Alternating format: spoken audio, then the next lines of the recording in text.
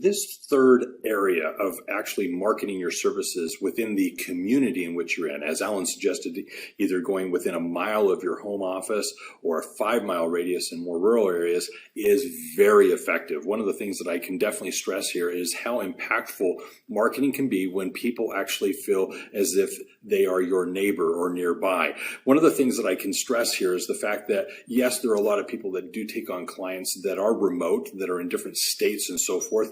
Coincidentally, I was just speaking this morning with someone who has a client that's in Qatar, somebody that's in Texas and Virginia, and they're not in any of those areas. So this is very common to have somebody in other locations. And so that goes to prove what was said in the first key method of friends, family, and neighbors, that oftentimes you can get referrals that are in outside areas. And a lot of this will come because of perhaps the referrals you get and so forth. But back to my point, even though you can take on clients, as I know others have in South Korea, Japan, Qatar, as I mentioned, and all the various states and such, you can definitely find yourself leveraging the proximity that you have with your neighbor business owners. And what I mean by that is these people psychologically would like to perhaps have someone down the hallway in their office that they could reach out to as the owner of the company to ask questions spur of the moment. But they don't have that luxury. Their company may not be in a position to hire anyone part-time or full-time, but they have you, and rather than simply being down the hallway, you're down the street. And that's what's key, is they're able to say, my accountant is around the corner, a block away. I can jump down there when necessary. I run into them at the restaurant, at the fast food store. I see them at the store.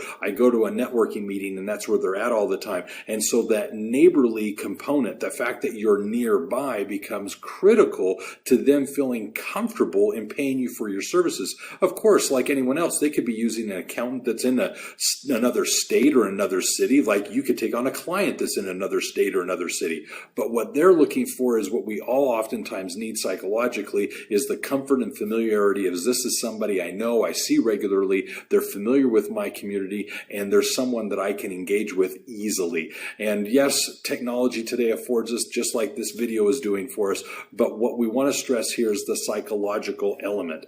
What they're looking for are local people to service their needs. And so when you're marketing your services and targeting local businesses, as Alan points out, what you're going to find is that is your competitive advantage. It gives you a leg up on the competition because you are in fact down the street, around the corner. You in fact are at the networking meetings they're perhaps attending. They are running into you at the restaurants. That's the key. In fact, oftentimes you have similar friends and family. You have perhaps relations. That's what we're leveraging here. That's your competitive advantage. That's why you're going to get them as a client, perhaps, as opposed to my servicing them. So with that in mind, understand this: your success is universal. Take care.